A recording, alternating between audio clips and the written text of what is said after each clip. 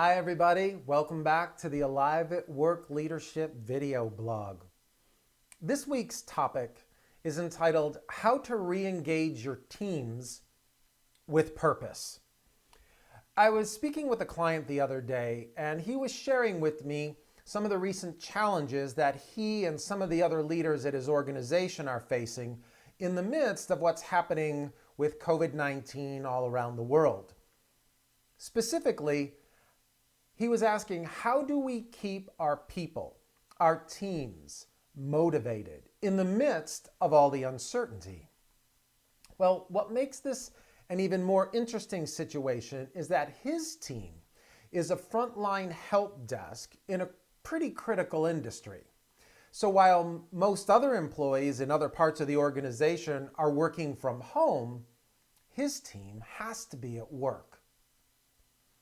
One of my greatest mentors, a gentleman by the name of Dr. Nito Cobain, shared a thought with me more than 15 years ago that has become a core belief, almost a mantra for my business and my life.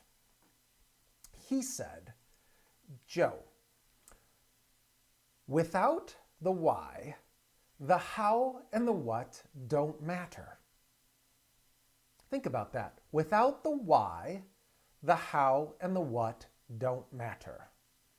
You see, when we lose sight of our why, we're actually losing sight of our purpose, whether it's a meeting or our life, which means we lose clarity and then we lose focus. And then our energy gets spread out and diluted and we actually become inefficient. More importantly, we become ineffective. And when we become less effective, we are less motivated, we're less engaged, and in the worst case, sometimes we can become lost. Now, motivating a team, a person, a partner, or a leader is not something you can do. I have found that you cannot motivate anyone, especially if they do not want to be motivated. But here's what you can do. You can remind them of their why, of their purpose. You see, the conversation with my client shifted dramatically when we started to discuss what it takes, what type of person it takes, a special type of person to handle the front line. It's not for the weak of heart, especially in troubling times.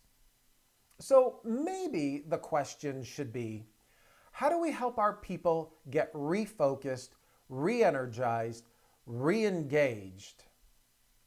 Well, to me, there's three parts. The keys to helping someone get re-energized requires, number one, that you recognize them for their skills and their uniqueness that they bring to the job. Number two, helping them see how they are connected to a bigger purpose, a purpose bigger than themselves. What we refer to as the bigger picture. Sometimes employees are down at a level where the work is being done and so they can't step back and see the bigger picture. And number three, rewarding them with praise or perks that are meaningful and not just the superficial lunch. So let's break that down. Step one, reminding them of what they do and their purpose by asking them questions like, do you remember why you took this position in the first place? You know, this is not a job anyone can do. What is it about you that makes you such a great fit for this position? Another question might be, if I asked you to tell me 3 things about you that make you a great fit for this position at this moment in time, what would you say? See, it's all about engaging them in questions to get them to think as opposed to giving them statements or your projections of what you think. Step 2, connecting them to the bigger picture. Here's a couple of questions you can ask to help them see how they are connected to the bigger picture. 1, what would happen if we were not here to support our customers, our teams, who are working remotely? Maybe another one might be, Who else can do what we do as good as we do it?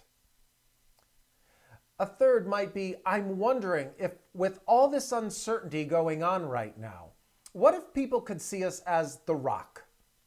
The customer-centered folks who form the foundation for the business to continue operating.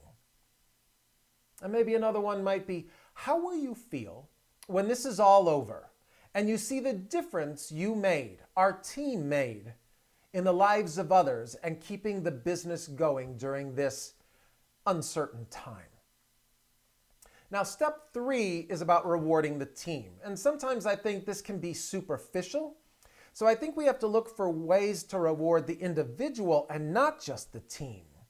You see, not everyone feels rewarded with the same thing. Yes, it's good to provide food at times, but people want to be recognized for what they bring to the table. What uniqueness, what skills are they bringing? Which takes us back to step 1, being able to recognize what each of our team members brings and acknowledging them for it and then rewarding them for it.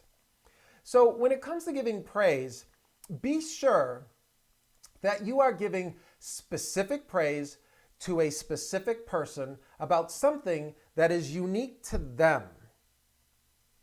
Now that requires taking the time to see and know your people. It requires effort and intention.